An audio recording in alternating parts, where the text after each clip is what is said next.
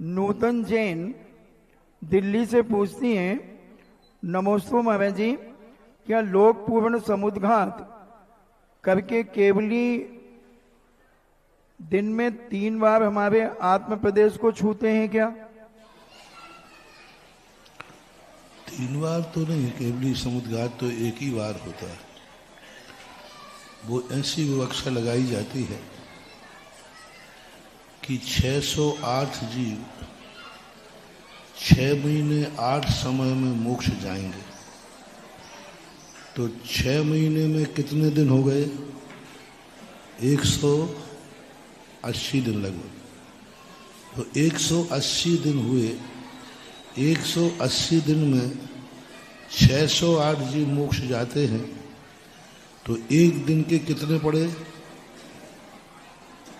3। तो 3 एक दिन के लगभग। तो यदि 608 जीव में से सभी समुद्घात करेंगे तो एक दिन में 3 केवली भगवानों के आत्मा के प्रदेश अपने प्रदेशों में से होकर के जाएंगे। एक ऐसा गणित है, जावे कोई नियम नहीं है, लेकिन हो सकता है। तो इसी, लेकिन अपन को महसूस नहीं होगा कि उनके स्पर्श हुए। अभिपिता जैन थांदुला से पूछती हैं, नमोस्तु महाराज जी, क्या पंचेंद्री संगीत त्रियंच को छायक सम्यक दर्शन हो सकता है? छायक सम्यक दृष्टि संगी पंचेंद्री को उत्पन्न नहीं हो सकता, लेकिन त्रियंचों में छायक सम्यक दृष्टि रह सकता है। छायक सम्यक दर्शन की उत्पत्ति मात्र मनुष्य पर्याय में ही होती है, मनुष्य गति में। त्रियंचों में उत्पत्ति नहीं होती, लेकिन छायक सम्यक दर्शन लेकर किसी ने त्रियंच आयु का बंध किया है, पहले से बद्धायुष के बाद में सम्यक दर्शन प्राप्त किया है, तो वह भोग भूमि का त्रियंच बन सकता है।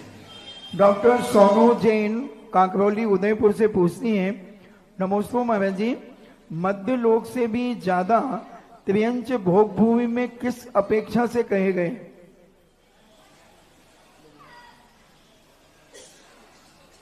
मध्य लोक से भी ज्यादा त्रियंच भोग भूमि में किस अपेक्षा से कहे गए?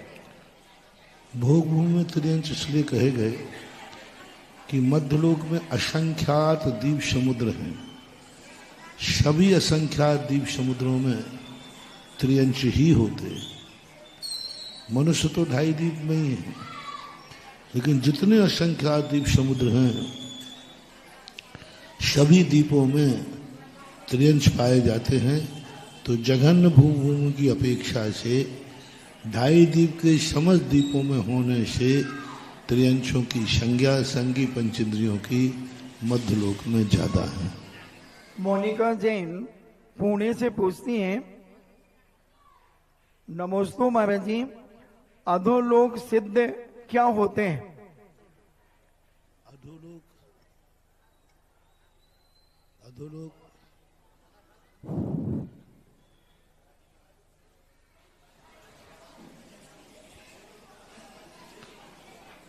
अधोलोक सिद्ध का अर्थ होता है, कोई व्यक्ति किसी मुनिराज को किसी गुफा के नीचे ले गया, या समुद्र के अंदर किसी ने डुबो दिया, वहीं उनको केवल ज्ञान हो गया। इस अपेक्षा से उनको अधोलोक सिद्ध कहते हैं। श्वेता मोदी जबलपुर से पूछती हैं, नमोस्तु महाराज जी, गति और आयु बंध का कारण कसाई और योग है, यहाँ योग का क्या आश्रय हुआ? गति और आयु बंध का कारण लेश्या होती है। लिश्यते इति लेश्या। कसाय योग अनुरंजित इति लेश्या। कसाय और योग मिलने पर जैसे हमें कसाय भाव आया, इस पेंसिल को तोड़ना है, ये मात कसाय हुई और ऐसा तोड़ दिया तो योग हो गया। कसाय भी हुई और काय योग भी हुई, और वचन से भी बोल दिया इसको तोड़ूंगा तो वचन योग हो गया। मन में भाव आ गया तो भाव हो गया। पहले हमारे अंदर देश भाव जागा कि मुझे इसे तोड़ना है, तो ऐसे कषाय और योग दोनों मिलकर के लेस्या करते हैं, और उसी लेस्या के समय बंद होता है कर्मों का, शुभ में शुभ जानना, अशुभ में अशुभ जानना। प्रासु जैन रैली से पूछते हैं, नमोस्तु महाराज जी, हमें किन परिस्थितियों को बदलने के लिए पुरुषार्थ करना चाहिए और किन परिस्थितियों को समतापूर्वक सहन करना चाहिए? जिन परिणामों से संक्लेश होता है उन परिस्थितियों में क्षमता भाव धारण करना चाहिए। जिन परिस्थितियों से हमारा विकास होता है, उत्थान होता है, उनमें क्षमता भाव नहीं, उनमें पुरुषार्थ करके हमें प्राप्त करना चाहिए। अभी रत्नानंद साहब का चार में एक निकला, तृष्णा अच्छी होती है कि बुरी? बोलो, तृष्णा बुरी होती है। लेकिन उन्होंने लिखा साथ में कि धर्मामृत सतृष्णा, धर्म करने की तृष्णा अच्छी होती है।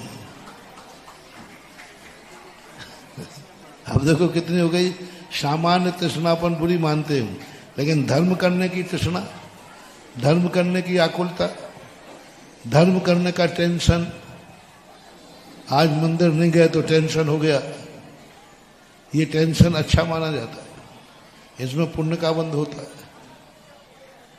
तो जब अच्छे कार्य करने की बात आए तो संतोष धारण नहीं करना, जैसे बने तैसे एन कैन पे कारण निरंतर आकुलता बनाए रखना चाहिए कि मैं धर्म कब करूं। और जब अशुभ कर्मों की बात आए तो टाल देना चाहिए, या तो क्षमता भाव धारण करना चाहिए तब टाल देना चाहिए।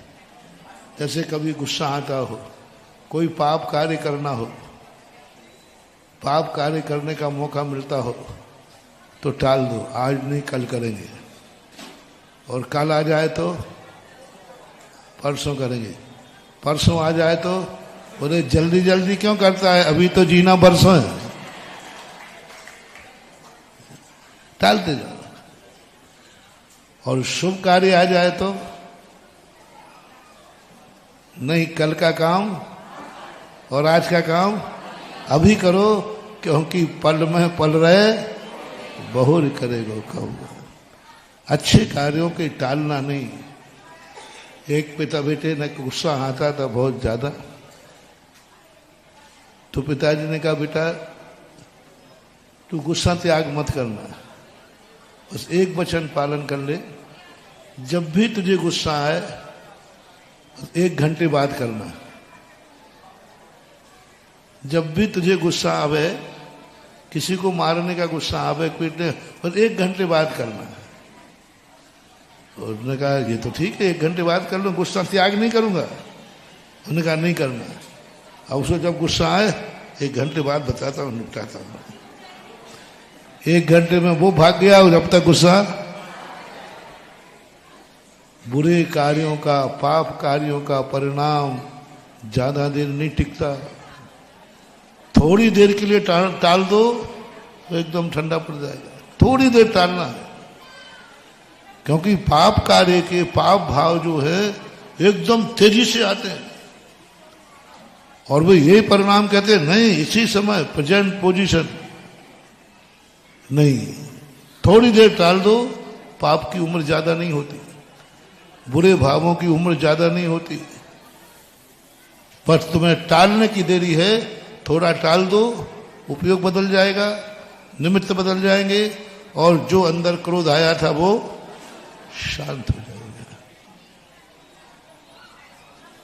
प्रदीप जैन होशंगाबाद से पूछते हैं, नमोस्तु महाराज जी, हमारे जिनालय में जो जिनवाणी आदि जीर्ण शीर्ण हो जाती हैं तो उनका हमें किस प्रकार से विसर्जन करना चाहिए? विसर्जन कुछ नहीं करना, संस्कार करो, विसर्जन तो मत करो। पानी में करोगे तो सड़ेंगे, जीव पड़ेंगे। सबसे अच्छा है अग्नि संस्कार कर देना चाहिए।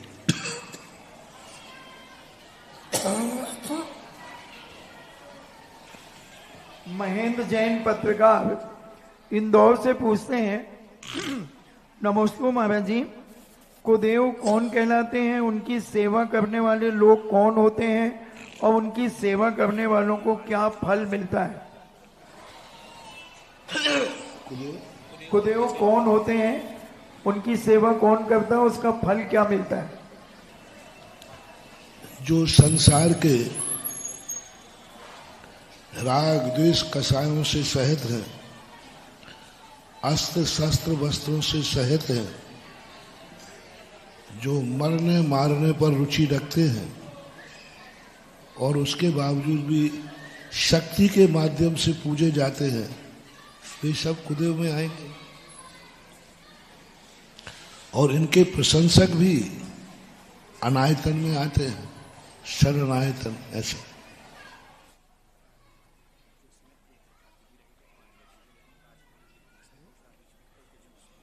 तिमी जैन नरियावली सागर से पूछती हैं, नमस्ते महाराज जी, हमारे जीवन में स्वाध्याय का क्या महत्व है और हम स्वाध्याय करते हैं और लोगों को स्वाध्याय के लिए प्रेरित कर रहे हैं, इसका हमें क्या फल मिलेगा?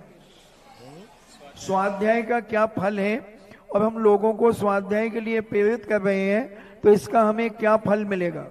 स्वाध्याय का वो फल है जैसे अंधेरी रात में दीपक का फल है। अंधेरे में दीपक का क्या फल है?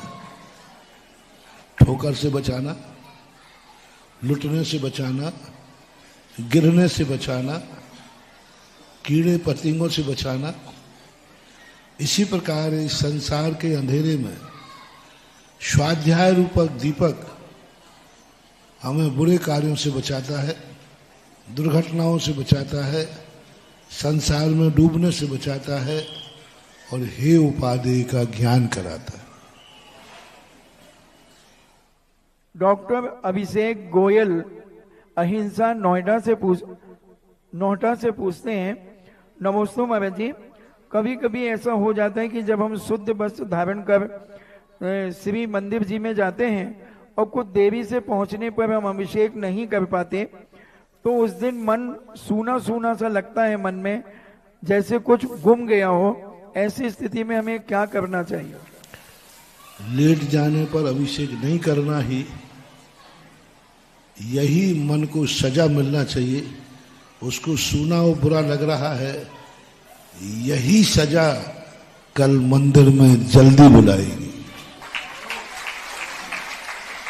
और यदि तुम्हें छूट मिल गई तो आज 10 मिनट लेट आए थे, कल परसों धीरे धीरे लेट आओगे, बोले अपन तो जब पहुंचेंगे तब।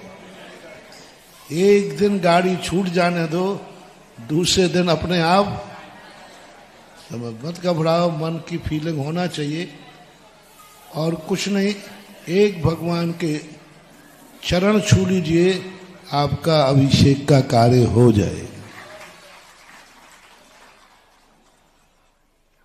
बीणा जैन जयपुर से पूछती हैं, नमस्ते महाराज जी, क्या निगोदिया जीवों के भी इंद्रियां होती हैं? इंद्रिय से रहे तो कोई होता ही नहीं, क्योंकि संसारी प्राणी का ज्ञान ही इंद्रिय जन है। एक इंद्रिय होती है स्पर्शन इंद्रिय। रानी जैन उज्जैन से पूछती हैं, नमस्ते महाराज जी, जब भगवान को देव भगवान की प्रतिमा को नहीं छू सकते या साक्षात भगवान को नहीं छू सकते? भगवान को नहीं छू सकते, कोई भी नहीं छू सकता, प्रतिमा को तो छूते हैं।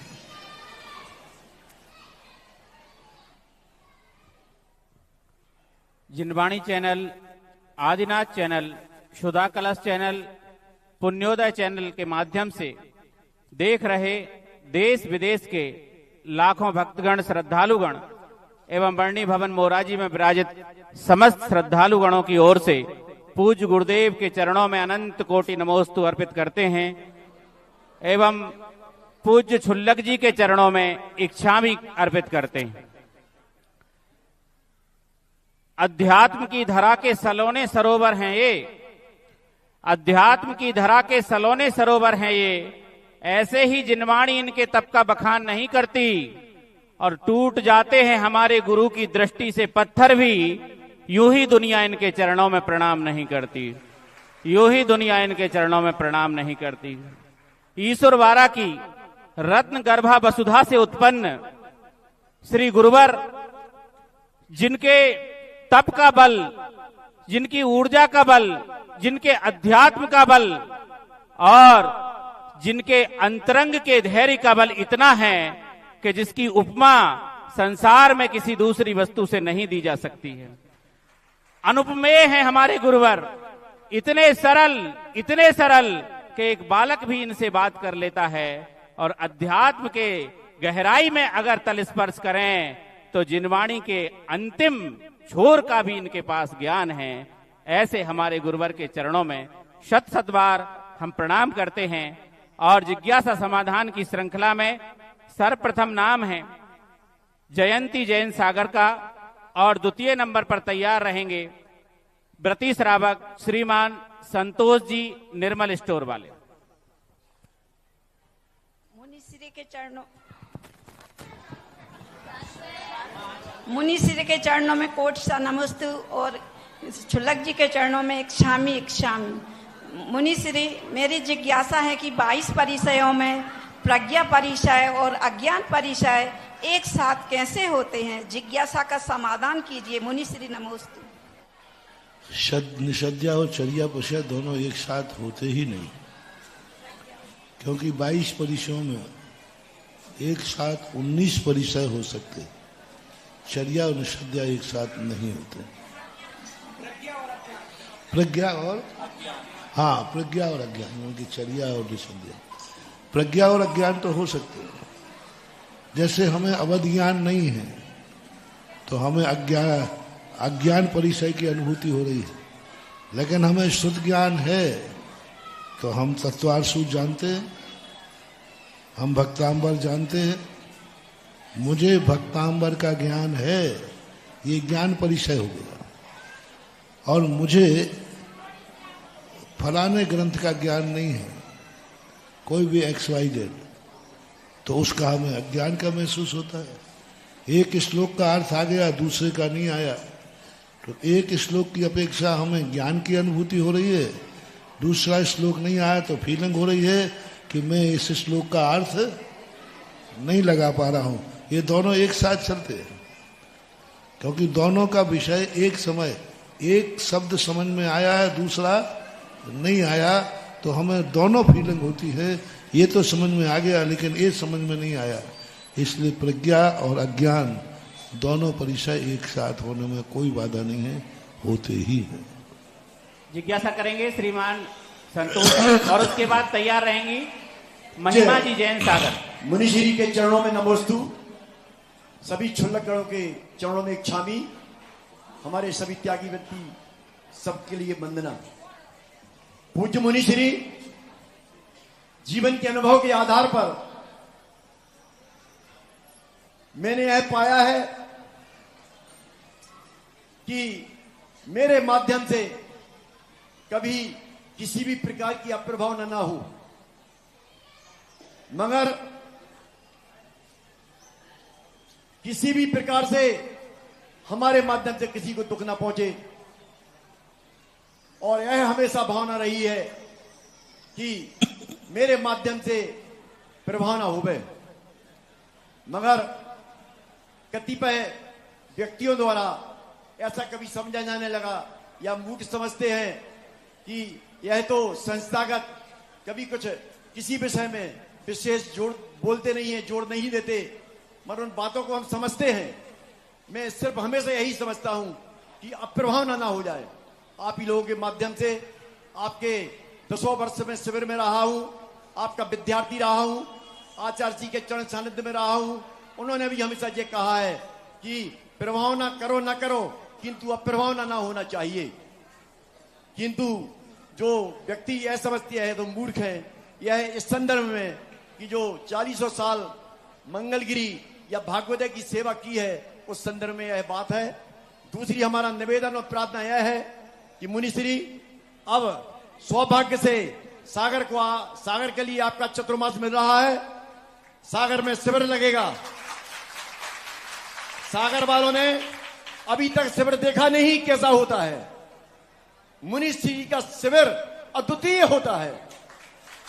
विगत वर्षों में तो 3,500 4,000 हजार विद्यार्थी आते हैं और ऐसे विद्यार्थी आते हैं जो अपनी तरफ से लाखों लाखों करोड़ों करोड़ों रुपए दान करते हैं और एक शिविर में करोड़ों रुपए का दान विद्यार्थियों के द्वारा आ जाता है।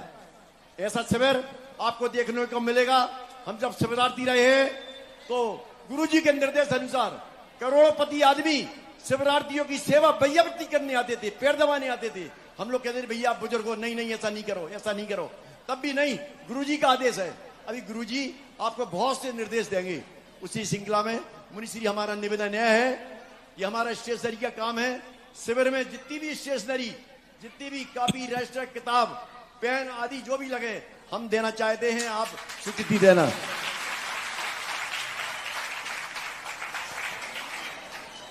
अहिंसा को लोग कायरता समझते हैं, मौन को लोग मूर्ख समझते हैं कि ये व्यक्ति मौन क्यों है, मूर्ख समझते। रक्षाबंधन की कथा में यही आया। अंकमनाचार्य आदि 700 मुनि मौन बैठ गए तो बृहस्पति आदि मंत्रियों ने कहा ये मूर्ख है इसलिए मौन बैठे। अहिंसा व्यक्ति को लोग कायरता समझते हैं। ये कुछ दिन समझ पाते हैं जब उनके बोलने से उनकी खुद की जीभ कटती है, तब कहते हैं अच्छा था मैं मौन रहता तो ठीक था। अहिंसा जब चमत्कृत होती है तब हिंसा को भी अहिंसा की परिभाषा समझ में आती है। हिंसा करने वाले को किसी ने खोपड़ी नहीं मांगी। बड़े बड़े हिंसक हुए, हिटलर, बहुत आतताई शक्ति हुई, सिकंदर, इनकी खोपड़ी को किसी ने नहीं मांगा कि इतनी हिंसा ये क्यों करते थे। लेकिन जब अहिंसा के बल पर भारत देश को आजादी मिली, तब सारे विश्व के वैज्ञानिकों ने महात्मा गांधी की खोपड़ी मांगी कि इनकी खोपड़ी मुझे दे दीजिए। मैं सोचना चाहता हूं कि बिना अस्त्र वस्त्र शस्त्र के इन्होंने देश को आजाद, इनके मन में क्या था? किसी हिंसक व्यक्ति का विज्ञान ने खोज नहीं की कि इसमें इतनी हिंसा क्यों भरी हुई है। तो आखिर विज्ञान के मन में भी भाव आया कि हिंसा से ज्यादा अहिंसा में ताकत होती है। अब ये यदि इतना समझ जाते तो फिर वो अज्ञानी क्यों होते? कोई बात नहीं, अपने आप को संतुष्ट होना चाहिए। दुनिया असंतुष्ट है तो मैं क्या करूं? अपने आप के मन में विचार करना चाहिए। जो आतताई शक्तियां होती हैं बिना हिंसा को डरती हैं, ना उनको कोई डर होता है, ना धर्म की बदनामी का डर होता है, ना अप्रभावना का डर होता है। वो तो मात्र अपनी कसाई की पूर्ति करते हैं, ये स्वभाव है। लेकिन अंत में जाकर के सत्यमेव जयते, कितना भी षड्यंत्र रख ले, कितना भी षड्यंत्र रख ले, असत्य के पैर नहीं होते। एक दिन षड्यंत्र खुलता ही, मकड़ी कितना भी जाल बुने मक्खियों को फंसाने के लिए, अंत में उसी जाल में मक्खी की मौत होती है। इसलिए अप्रभावना करने वाले लोग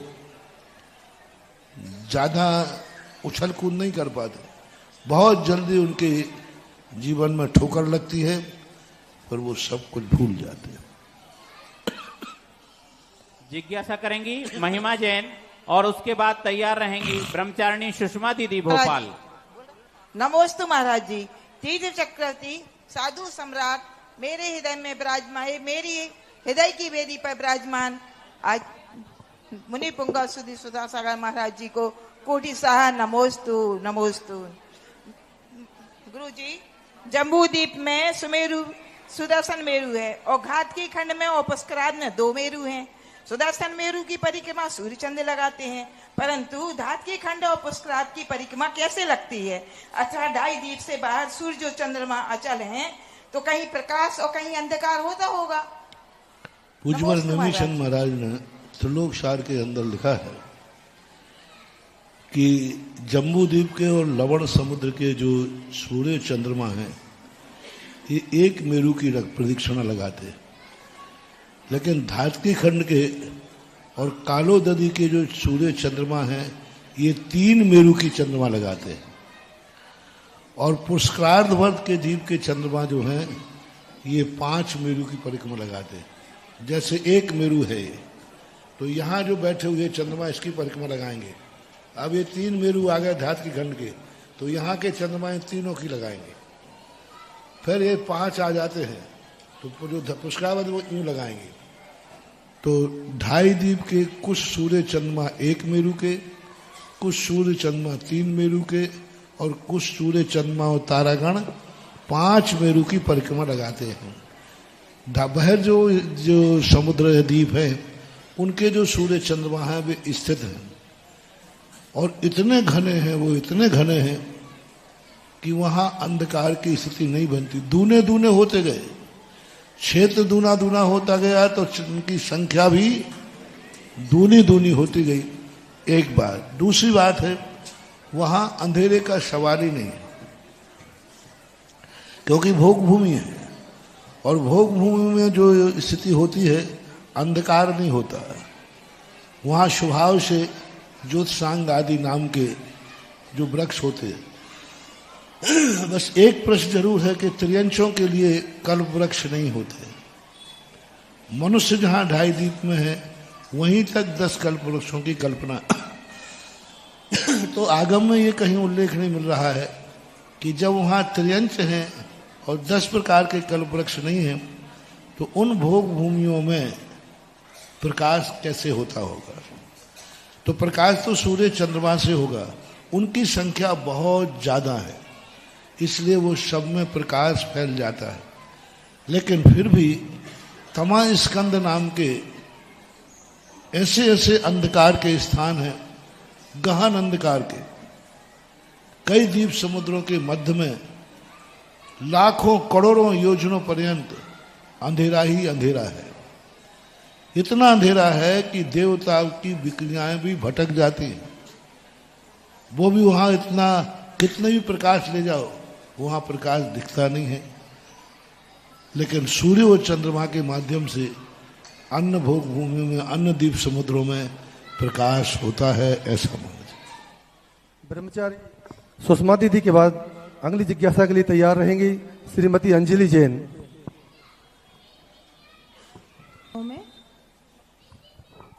त्रैवार नमोस्तु नमोस्तु नमोस्तु। छुल्लक जी के चरणों में त्रैवारिक शामी। महाराज जी, मन की एक बात पहले तो आपसे कहना चाहती हूँ। जब भी पंच परमेष्ठी का ध्यान करती हूँ सुबह उठ के, तो अरिहंत भगवान में आप ही आंखों के सामने एकदम से आ जाते हैं। महाराज जी, सिद्ध शिला पे फिर आप ही विराजमान दिखाई देते हैं।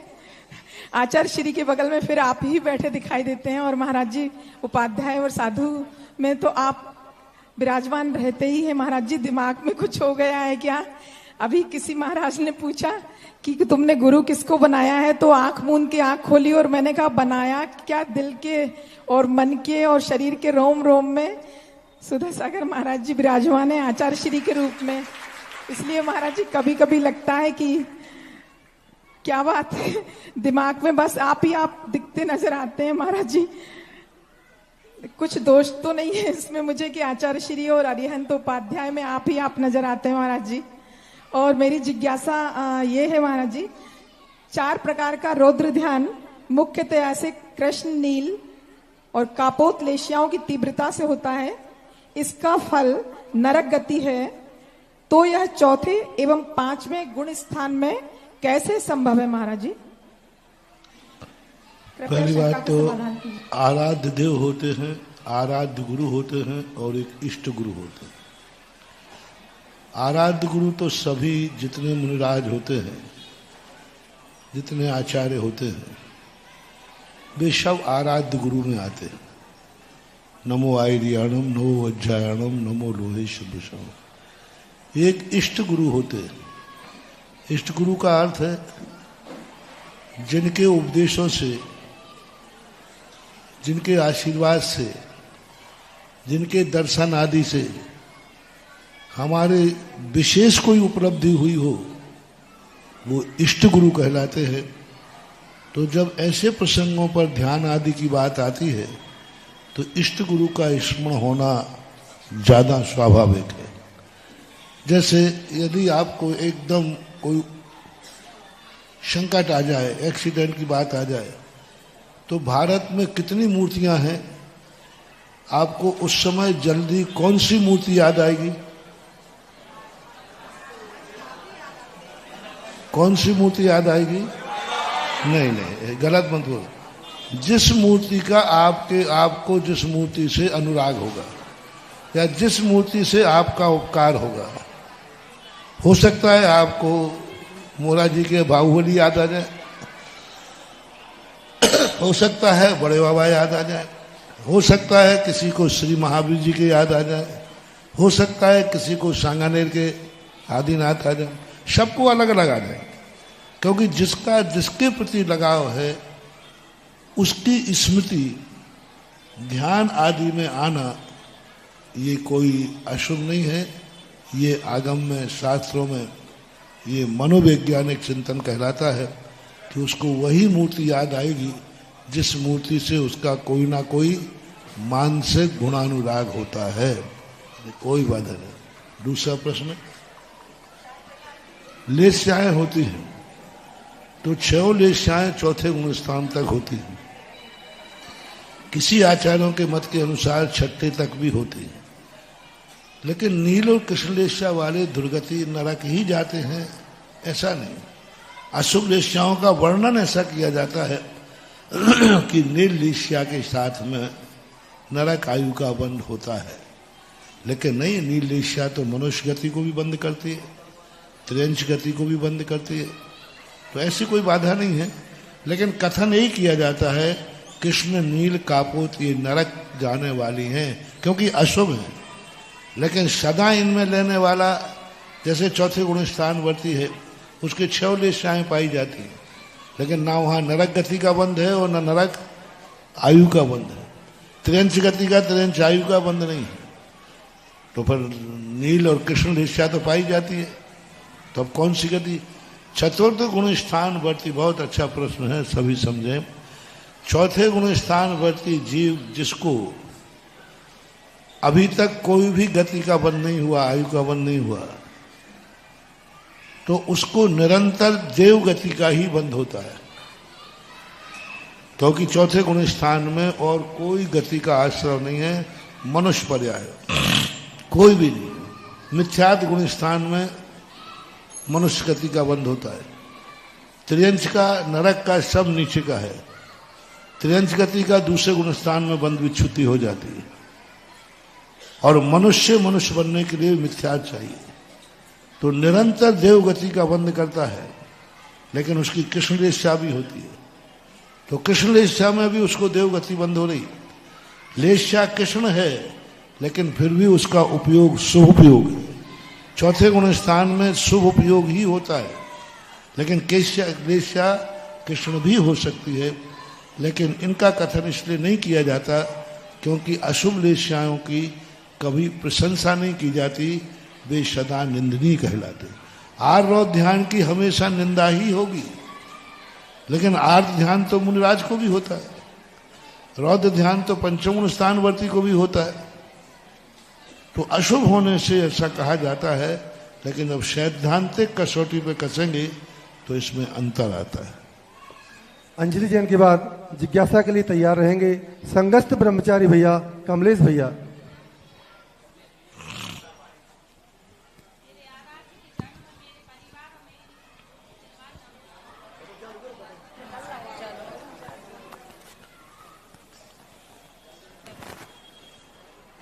मेरे आराध्य के चरणों में मेरे परिवार और मेरी ओर से तिरबार नमोस्तु प्रभु नमोस्तु। मुनिराज, जैसे भक्तांबर पाठ पढ़ते हैं, बोलते हैं पहला काव्य पढ़ो 17 बार 21 दिन तक इसकी आराधना करो, और ऐसे काव्य बोलते हैं 45वां वाला 8 बार पढ़ो 21 दिन तक। आराधना या साधना घर पे दीपक जला के कर सकते हैं कि नहीं? और महाराज जी, जैसे साध्वी का आश्रम बना है, ऐसे पुरुषों के लिए भी क्यों नहीं कोई ऐसे, जैसे साध्वी का आश्रम बना है ऐसे पुरुषों के लिए भी क्यों नहीं कोई मतलब ऐसा बना है? क्योंकि साध्विकाएं तो चली जाती हैं, फिर अपना मतलब घर छोड़ के वो पति रह जाते हैं, उनको भी धर्म ध्यान करना पड़ता है, ऐसे उनके लिए भी बनना चाहिए। ओम शांति। सुने सुने आवाज में, ओम शांति। पहला प्रश्न का भक्तांबर पाठ पढ़ते हैं। भक्तांबर पाठ को जो बहुत बार पढ़ने का जो उपयोग है, अधिकतम तुम्हारे लिए धर्म ध्यान हो सके वैसे एक बार में बंद कर दोगे और 48 बार पढ़ने के कहोगे तो शुभ उपयोग बढ़ाने के, जब अशुभ कर्म का उदय ज्यादा आता है तो शुभ उपयोग का समय बढ़ाने के लिए ये बार लगा दिए जाते हैं, जिससे कम से कम तुम उतनी देर तक शुभ उपयोग कर सको, क्योंकि तुम्हें शुभ कर्मों के शुभ परिणामों की जरूरत ज्यादा है। ऐसा कोई आगम में उल्लेख लिखा नहीं है कि इतने बार ही पढ़ना चाहिए, लेकिन ऐसा करना गलत भी नहीं है, क्योंकि नमोकार मंत्र के संबंध में आता है 9 बार पढ़ना, 108 बार पढ़ना। तो इसका अर्थ है कि संख्या का लिमिट करने का कोई ना कोई अर्थ तो है, लेकिन मूल अर्थ है तुम्हारे उपयोग को अधिक समय तक शुभ उपयोग में लगाना। अब रही बात आपके घर में पढ़ने की, तो दीप सामान्य रूप से मंगल के रूप में जलाओ। 48 दीपक जलाकर घर में भक्तांबर आदि करना उचित नहीं है, अकेले में करना उचित नहीं है, मंदिर में ही करना चाहिए, क्योंकि जब अनुष्ठान दीपक आदि के रूप में करते हो तो वो अनुष्ठान हो जाता है, और अनुष्ठान सदा पवित्र स्थान पर ही करना चाहिए, अपवित्र नहीं। घर भक्तांबर पढ़ने लायक तो है, लेकिन 48 दीपक जला करके पढ़ने लायक नहीं। जैसे नमोकार मंत्र को कहा पवित्रा पवित्रो वा दुस्तो दुस्तो, कैसे भी अवस्था में पढ़ो, लेकिन जाप कैसी अवस्था में नहीं दे सकते। जाप के लिए हाथ पैर धोकर बैठो, उसी नमोकार मंत्र का विधान मंदिर में करना पड़ेगा। तो दीप आदि जला करके वो अनुष्ठान हो जाता है, और अनुष्ठान के योग आपका घर में ही रहता, क्योंकि गृहस्थी के हिसाब से चलती है, मंदिर के हिसाब से नहीं चलती। अब रही बात साधु का आश्रम है, तो इनका कौन सा साधु का आश्रम बनाऊं कि साधु आश्रम बनाऊं? दूसरी बात है, मूल कारण ये है, कह दूं, बहुएं सासुओं से ज्यादा परेशान है, ससुर से नहीं।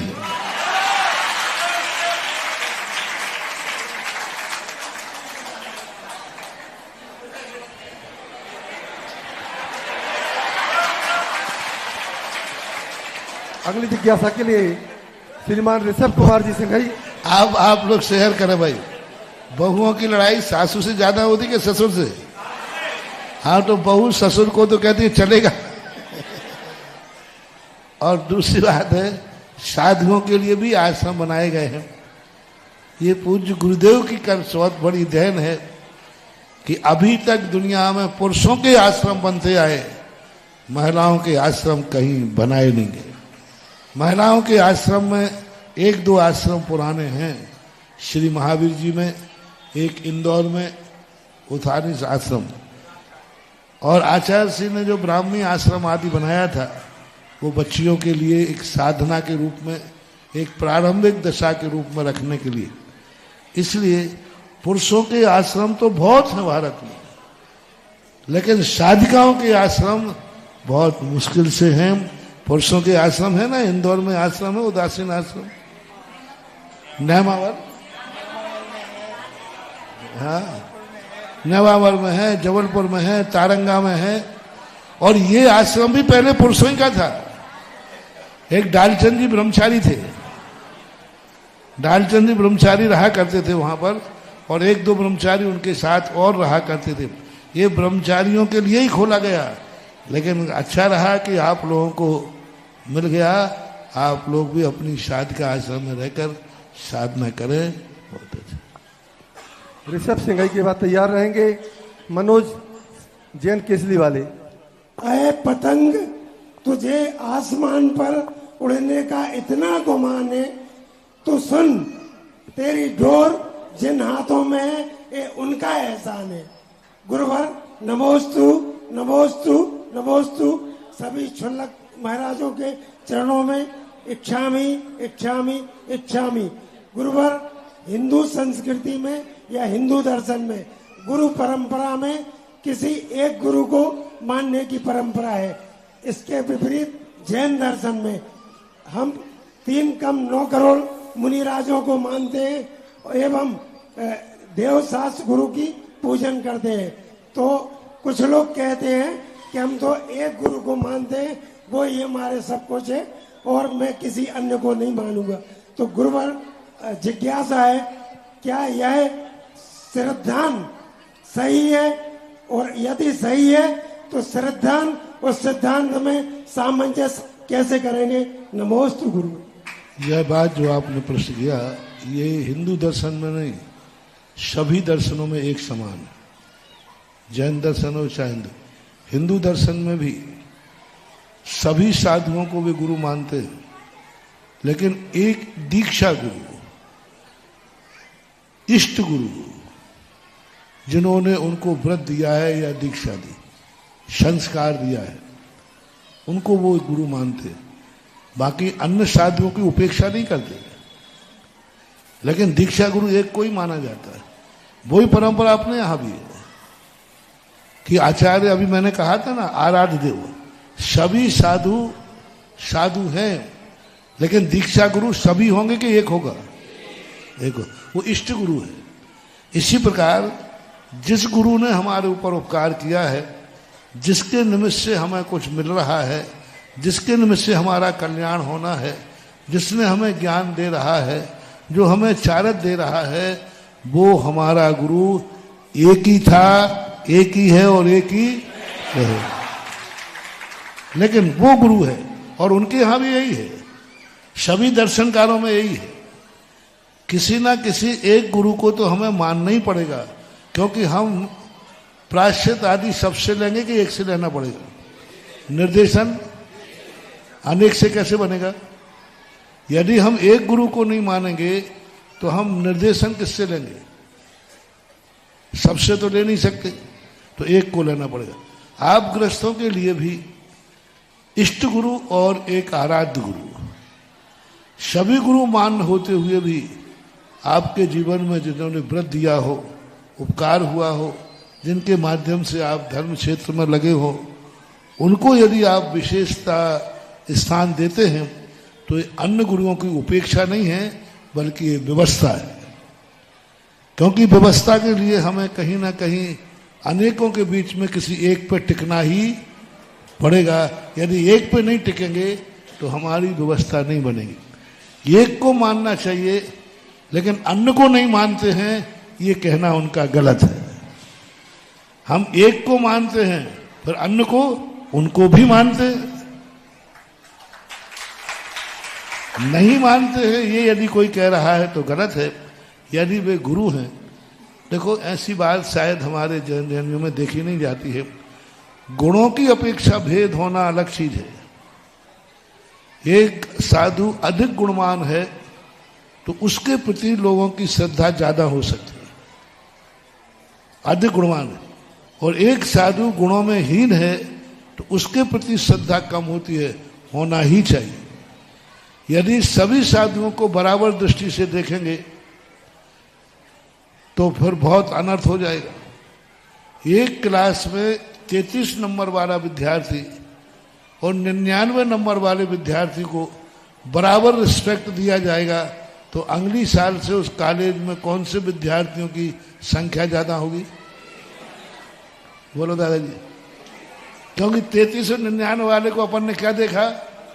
सब बड़ा, क्योंकि वो भी विद्यार्थी है, वो भी पास हुआ है कि नहीं 33 वाला, और 99 वाला भी पास हुआ है। और अपन इन सबको बराबर रिस्पेक्ट दें, सबको बराबर सम्मान दें, तो 33 वाला 99 पे नहीं पहुंचेगा, 99 वाला। तो आपके कॉलेजों में क्या होता है, सभी विद्यार्थी पास हुए हैं, लेकिन 99 वाले को आप क्या करते हैं, उसको 15 अगस्त आदि पर अलग से स्टेज पर बुलाते हैं, उसको मेडल देते हैं, पुरस्कार देते हैं, प्रशंसा करते हैं, उसका अधिक सम्मान करते हैं। इससे क्या होता है, क्या 33 वाले का अपमान है कि 99 वाले का सम्मान करके 33 नंबर वाले के लिए प्रोत्साहन है? यानी 99 वाले का सम्मान नहीं किया जा रहा है, 33 वाले को कहा जा रहा है देख ले, तो 99 वाले का सम्मान देकर अगली साल वो अधिक नंबर लाने का प्रयास करेगा। ये है इसका है। और यदि हम दोनों को बराबर कर देंगे, इसी प्रकार साधुओं में जो साधु अच्छी साधना करते हैं, अच्छी तपस्या है, अच्छा ज्ञान है, और जो शीतलाचारी है, मूर्ख है, मुनि व्रत के लिए उतना अच्छा पालन है, इन सब को यदि बराबर कर दोगे तो अच्छे साधु भी, और अच्छे साधुओं को सम्मान करोगे तो एक दिन शीतलाचारी भी अच्छा साधु बन जाएगा। टके शेर भाजी, टके शेर खाजा, अंधेर नगरी और चौपट राजा। कभी साधुओं को एक दृष्टि से कभी मत देखना, साधुओं में भेद करना ही चाहिए यदि श्रवण संस्कृति को आगे बढ़ाना है। यदि कॉलेज का रिजल्ट अच्छा लाना है तो अच्छे नंबर वालों का अधिक सम्मान होना ही चाहिए, तभी कॉलेज का अच्छा रिजल्ट आएगा। इसी प्रकार साधु समाज में अच्छे साधु बनाना है तो जिनकी साधना ज्ञान अच्छा हो, उनका पुरस्कार, उनका सम्मान अधिक होना चाहिए, और जो शीतलाचारी हैं उनका कम होना चाहिए, इसलिए कि अगली बार वो शीतलाचार छोड़ के आ जाएं। ये सदा से ये देन किसकी है? पूज्यवर कुंदकुंद स्वामी महाराज की है। ये वर्णन अष्टपहाड़ में कुंदकुंद स्वामी ने किया। जो साधु, जो मुनि, जो आचार्य, जो समाज शीतलाचारी साधु और समान साधुओं को समान दृष्टि से देखते हैं तो उच्च गुण वाला भी हीन गुण को प्राप्त हो जाता है। कितना बड़ा बात दी, उच्च गुण वाला भी हीन गुण वाले को प्राप्त हो जाता है, क्योंकि इसने अधिक गुण वाले को और हीन गुण वाले को बराबर सम्मान किया, बराबर दर्जा दिया, बराबर स्थान दिया। इससे वह उच्च गुण वाला भी हीन गुण को प्राप्त हो जाता है। ये अष्टपहाड़ के अंतर्गत आया। इसलिए पार्श्वस्थ मुनि तक उन्होंने कहा कि यदि वो शीतलाचारी है और एक अच्छा मुनि साधना कर रहा है तो उसके लिए तो प्रशंसा की गई और उसकी निंदा की। देवताओं के अंदर एक आया, देवता 12,000 विद्याएं आती हैं। एक मुनि शीतलाचारी था, उन्होंने विद्याओं को 1200 दिया। उनको ग्रहण करने की बात करी, मंत्र तंत्र में फंसा हुआ था, 1200 विद्याओं को स्वीकार कर लिया। दूसरा साधु वहीं बैठा था, उन 1200 विद्याओं ने कहा कि हम आपके लिए सिद्ध काम बताइए। उन्होंने देखा ही नहीं, बोले हमें कोई काम नहीं कराना है, जो काम आप लोग कर चुके हो वो तो मैं अनंतों बार कर चुका। यदि आप मेरा काम कर सकते हो तो मुझे तो जन्म जरा मृत्यु विनाश करना है, तो देवता कहते ये तो काम नहीं कर पाएंगे। तो उस मुनि ने, उन देवता सिद्ध हो गए, उनको स्वीकार नहीं किया। दूसरे मुनि ने उन देवताओं को स्वीकार कर लिया, उन देवताओं ने उसकी पूजा नहीं की और उसकी पूजा बड़े ठाट बाट से की। और दोनों मुनियों का भेष बराबर था, भेष में सब बराबर थे, सब 28 मूलधारी थे। तो ये भेदभाव शास्त्रों में भी है, संघों में भी है, आप में भी होना ही चाहिए। यदि आप श्रमण संस्कृति को अच्छे से अच्छा देखना चाहते हो तो अच्छे साधुओं का अच्छा सम्मान करो, तो बुरे साधु भी अच्छे हो जाएंगे। मनोज जैन के उपरांत जिज्ञासा के लिए तैयार रहेंगी श्रीमती अर्पिता सिंघई, और उसके बाद तैयार रहेंगे पंडित मुकेश शास्त्री।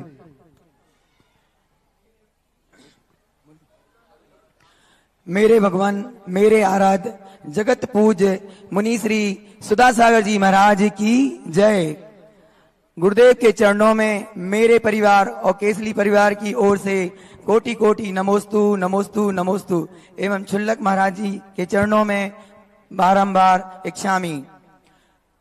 गुरुदेव, अधिकतर देखा गया है कि जब आप जैसे महान तपस्वी संत उपदेश पीठिका पर बैठकर जब दान के विषय में अपना उपदेश देते हैं तो जो बैठे हुए श्रावक होते हैं उनमें अति उत्साह भर जाता है और वह गुप्त दान आदि करना शुरू कर देते हैं, जिनमें राशि वाला दान या गुप्त दान तो कभी ना कभी हिसाब में आ ही जाता है, परंतु जो महिलाएं और बहनें आभूषण अपना दान करती हैं चांदी और सोने के रूप में, तो क्या गुरुदेव यह दान अचल जो होता है इसका हिसाब किताब संस्थाओं को या ट्रस्टों को किस तरीके से करना चाहिए, इस पर प्रकाश डालिए और कैसे इन्हें मार्गदर्शन हम सभी को प्राप्त हो कि कैसे इनका उपयोग किया जाए।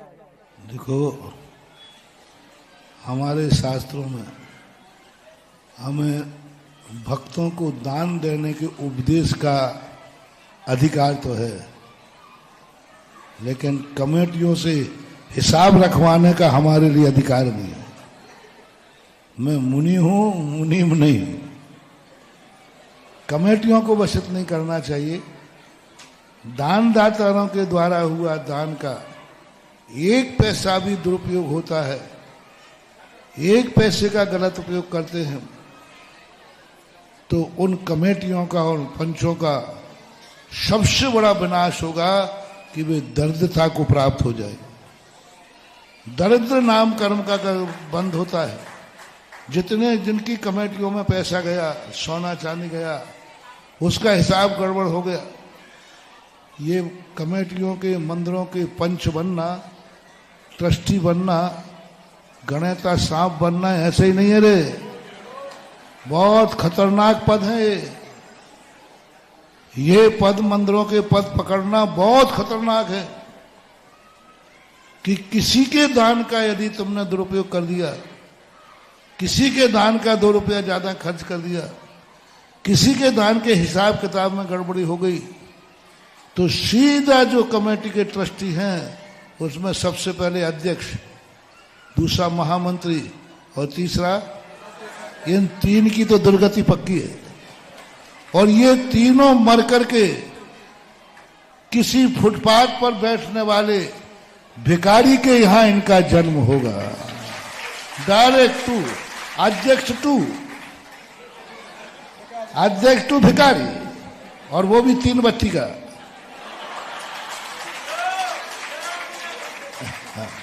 और वंश चौराहे पर बैठेगा।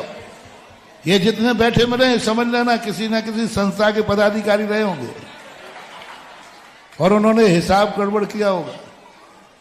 इसलिए पर कमेटियों को तो मेरा उपदेश यही है कि चाहे घर का हिसाब गड़बड़ हो जाए, लेकिन मंदिर का 1 पैसे का हिसाब गड़बड़ नहीं होने देना। चाहे घर का पैसा दुरुपयोग हो जाए, लेकिन दातार के पैसे का दुरुपयोग नहीं होने देना चाहिए। तुम्हारे कार्यकाल में तुम्हारे पूरी ताकत लगा दो। घर का, जैसे मान लो घर का मकान बन रहा, मंदिर बन रहा, तो घर का मकान छोड़ दो, पहले मंदिर देखो। ये दुर्गति का कारण है, क्योंकि सामने वाला दान श्रद्धा और भक्ति से, उसका अनादर नहीं होना चाहिए, उसका दान का सम्मान होना चाहिए। ये कमेटियों का उपदेश है। और दान देने वालों को तो वो तो दान देता है, अच्छे भाव से देता है, उसके पुण्य में कहीं फर्क पड़ने वाला नहीं है, ऐसा मानना। जिज्ञासा करें श्रीमती अर्पिता जी सिंघई। जगत पूज्य निर्यापक श्रमण मुनि श्री सुधा सागर जी महाराज के चरणों में कोटिशाह नमोस्तु। छुल्लक त्रय जी के चरणों में ये बोल रहा था ना बच्चा कि महाराज आप दान बोलते हैं तो खूब दान आ जाता है। नहीं, आजकल तो बिना बोले आ जाता है। आज देखो, आज मैं गया आश्रम में, उदासीन आश्रम में दर्शन करने गया, शौच के लिए गया, तो वहां यूं मैं उन्होंने कहा महाराज जी शांत। मैंने कहा देखो मैं फोकट मुकट में शांत धारा नहीं कराता। तो वहां गया तो एक नहीं 1-1 लाख रुपए के 4 नाम। तो वो काकागंज वाले आ गए, मैंने कहा देखो महाराज जी शानदार, देखो मैंने कि काकागंज मैंने दर्शन कर लिए हैं, पहले ही दिन कर लिए थे, आया था जब मंगलगिरी से, अब नहीं जाता। एक ने कहा महाराज चलो, तो मैंने कहा तुम क्या करोगे? वहां गए तो बोले महाराज जी ठीक है आप चलो तो सही, 11,000 की कोई ना कोई ले ही लेगा। अरे मैंने कहा तू मुझे बामन समझ रहा है 11,000 में? फिर एक ने सोचा कि ये अब महाराज जी गए, अब तो जाने वाले, तो एक बनिया बैठा था होशियार, उन्होंने कहा महाराज ऐसी बात नहीं, आप वहां तक चलो तो सही। तो मैंने कहा चलो। अब देखो कुछ भी नहीं बोला मैंने, वहां जाके खड़ा हुआ ही हूं, मैं भगवान की एनर्जी देख रहा था, और इतने में 1,11,000 के 12 नाम आ गए। 1,11,000 के 12 नाम आना, और बिना बोले कोई, और भाग से वहां माइक भी नहीं था। माइक तो अब ये कैसे बनता है, ऐसे कैसे भाव बन गए उनके? बोले महाराज 11,000 तक तो बोली चली जाएगी, और गई कितने की, और कितने नाम आए? 12 नाम आए। अब ये है दान दातारों का विश्वास। उनका एक ही भाव था, राशि जो लगे सो लगे, बस शांति धारा महाराज के मुख से निकलना चाहिए। तो आजकल सब दातार को विश्वास होना चाहिए, लाभ होना चाहिए। जब उसको पता चल जाए कि इसमें लाभ है, और वो पैसे की गिनती नहीं करता। अब मैं देखो दातारों ने तो दे दिया, अब मैं काकागंज वालों से ये कहूं भैया इनका हिसाब रखना, अब वो तो मैं नहीं कह सकता भाई। आप विश्वास है मुझे कि वो लोग सब हिसाब अच्छा रखेंगे, सदुपयोग करेंगे। आपको मैं बता दूं कि मेरा घर वहीं है, और प्रतिदिन अभिषेक करने में उदासीन में जाता हूं, और पूज्य गुरुदेव जैसे ही पधारे प्रतिदिन 500-1100 का निपटता है। गुरुदेव पधारे और पैसे की बौछार हो गई। और दूसरी बात, एक और आश्चर्य की बात, गुरुदेव आज से ही वहां काम भी चालू हो गया, अंदर में मंदिर का कुछ कार्य था वो आज से ही प्रारंभ भी हो गया गुरुदेव के चरण पड़ते ही। चरणों में कोटिशा नमोस्तु, क्षुल्लक त्रय महाराजों के चरणों में इक्षामी। मुनिश्री, विगत दिनों के जिज्ञासा समाधान में मेरे करीब एक 13-14 वर्ष की बच्ची बैठी थी, और व्यवहारिक प्रश्नों का जो लोग समाधान पूछ रहे थे, तो उसका कहना था कि आंटी ये लोग जो महाराज जी की इतनी एनर्जी लगाते हैं, एक टाइम भोजन लेने वाले महाराज जी इतनी देर देर तक बोलते हैं, इनसे प्रश्न सिर्फ टीवी पर आने के लिए पूछते हैं या वाकई में उसका पालन करते हैं? तो इसका आप समाधान करें। और अभी मेरा उत्तर पुराण का स्वाध्याय चल रहा है मुनिश्री, तो उसमें अंतिम जब केवल ज्ञान हो जाता है भगवान को, तो भट्टारक शब्द का आ रहा है। भट्टारक नेमिनाथ जी, हम सामान्य जनों के मन में 75% लोग तो अपनी जिज्ञासा का समाधान के लिए पूछते, 25% लोग जरूर टीवी पर आने के लिए पूछते हैं। उनको मैं पकड़ लेता हूं, वे पूछने के बाद इधर उधर देखने लग जाते हैं, तो मैं समझ जाता हूं कि ये पट्टा टीवी के लिए आने के लिए कह रहा हूं। तो फिर अब मेरा उत्तर भी ऐसे ही होता है। और जो प्रश्न पूछ के बाद एकदम एकाग्र होकर सुनता है, तो समझ लेता हूं ये जिज्ञासा इसके अंदर की है, तो मैं उत्तर भी अंदर से देता हूं।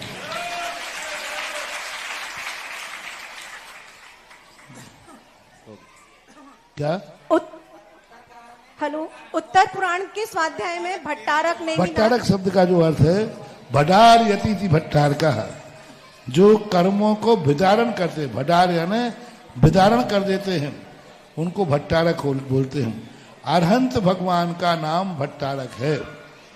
अकलंग स्वामी महाराज को भट्टा अकलंग बोलते थे, क्योंकि बड़े बड़े दुश्मन को वो बाद में पछाड़ देते थे, इसलिए उनको भट्टा अकलंग बोलते हैं। कोई भी उनके सामने नहीं टिक पाया। देवता भी 6-6 महीने तक उनके साथ संवाद किया, तो भी अकलंग स्वामी को नहीं जीत पाए, इसलिए उनको भट्टा अकलंग की वो उपाधि हुई थी। उसी को आज जो वर्तमान में भट्टारकों को एक उपाधि के रूप में भट्टारक कहते हैं। वस्तुतः भट्टारक शब्द अरहंत का पर्यायवाची है। शांतिनाथ भट्टारक आदिनाथ भट्टारक, ये सब अरहंत भगवान का विशेषण है। नमोस्तु महाराज। गुरु समान दाता नहीं कोई, गुरु के समान कोई दाता नहीं है। हम सभी के बीच में वह पावन प्रत्युष चतुर्मास की बेला आ गई है, जिसका सभी भक्त महीनों महीनों से इंतजार करते हैं। और सबसे बड़ा अतिशय तो इस चातुर्मास का यह है कि पूज्य गुरुदेव निर्यापक श्रमण मुनि श्री सुधा सागर जी का चातुर्मास इस सागर की धरती पर हो रहा है। इससे बड़ा अतिशय दूसरा हो नहीं सकता। जब भी हम अलंकृत भाषा का प्रयोग करते हैं तो ऐसा लगता है कि अलंकार दिए जा रहे हैं, लेकिन जब हम गुरुदेव के लिए कुछ बोलना प्रारंभ करते हैं तो ऐसा लगता है कि सारे के सारे अलंकार फीके पड़ते जा रहे हैं। ऐसी कोई अलंकार है ही नहीं जो गुरुदेव को समाहित कर सके। हमारे गुरुदेव वर्धमान चारित्री हैं। इनका चारित्र और इनके किए गए कार्य निरंतर वृद्धिगत होते हैं। एक रिकॉर्ड बनता है और दूसरा जाकर के इसी की चर्चा होती है विश्व में कि गुरुदेव ने ये रिकॉर्ड बना दिया, और दूसरी जगह जाकर के दूसरा रिकॉर्ड स्थापित कर देते हैं। ये वर्धमान चारित्री हैं। तो हम इन्हीं के चेले हैं, हम इन्हीं के शिष्य हैं, हम सभी इन्हीं के पुत्र हैं, बालक हैं। तो हमें भी वर्धमान चारित्री बनना है। जैसे हमने गुरुदेव की आगवानी की थी, उससे 100 गुना अधिक भव्यता के साथ चातुर्मास कलश स्थापना होनी चाहिए। उससे 1000 गुनी प्रभावना के साथ कलश स्थापना होनी चाहिए। ऐसा हम सभी का कर्तव्य है। आज की अंतिम जिज्ञासा के लिए मैं आमंत्रित करता हूं पंडित मुकेश जी शास्त्री, और इसके बाद महाभव्य 1008 दीपकों से महा आरती होगी। जगत पूज्य के चरणों में मेरे और मेरे परिवार की ओर से त्रिवार नमोस्तु। छुल्लक जी के चरणों में इच्छामि। महाराज श्री सूतक, आत्महत्या का सूतक 6 महीने का होता है, लेकिन किस पीढ़ी को वह कितना सूतक लगता है, कृपया महाराज जी समाधान करें। हम बहुत बार बता चुके हैं कि जब इसके संबंध में ओम शांति, आगम में अलग से इसका डिटेल नहीं दिया, लेकिन इसका एक उदयपुर के अंदर एक बहुत बड़ी मीटिंग मेरे सानिध्य में हुई थी। उस समय सभी जैन समाज ने मिलकर के निर्णय लिया था कि जो एक चूल्हे पर रोटी खाते हैं और सगे हैं, माने बेटा पिता हैं, उनमें यदि आत्महत्या होती है तो 6 महीने का है।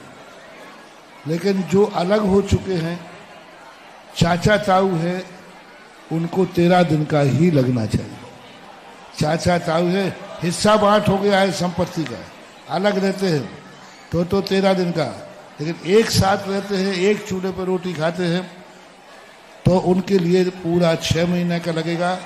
और सगे भाई हैं, मान लो बाप है और बेटे ने हत्या कर ली और अलग भी हो गए हैं, तब भी 6 महीने का लगेगा, क्योंकि वो एक ही पीढ़ी है, एक ही साथ है। ऐसा।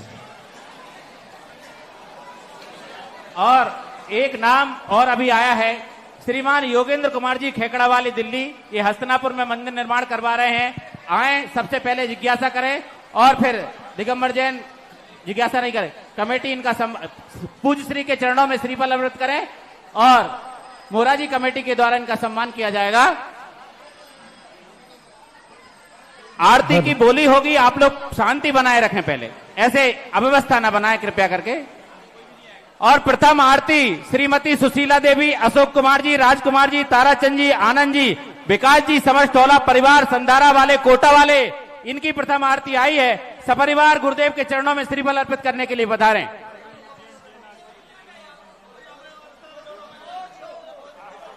देवेंद्र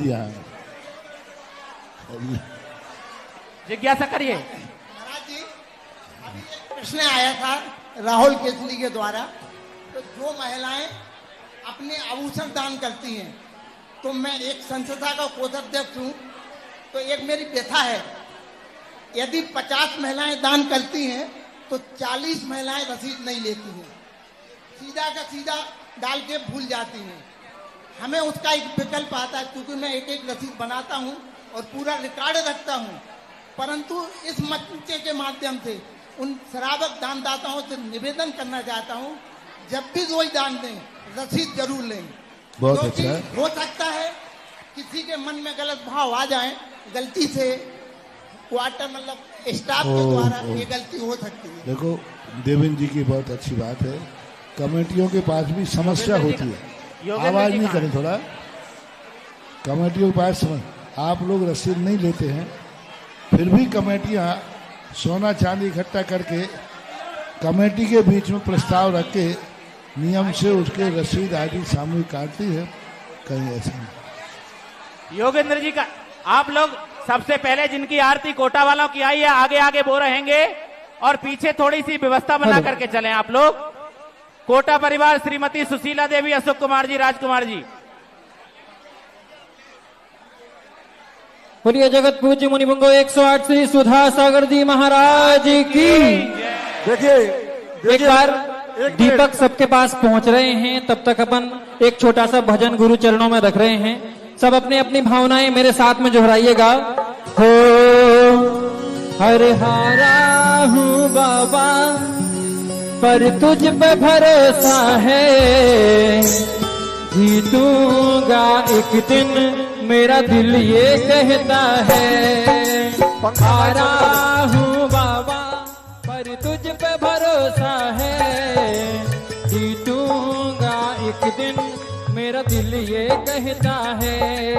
मेरे माझी बन जाओ, मेरी नाव चला जाओ, मेरे माझी बन जाओ, मेरी नाव चला जाओ।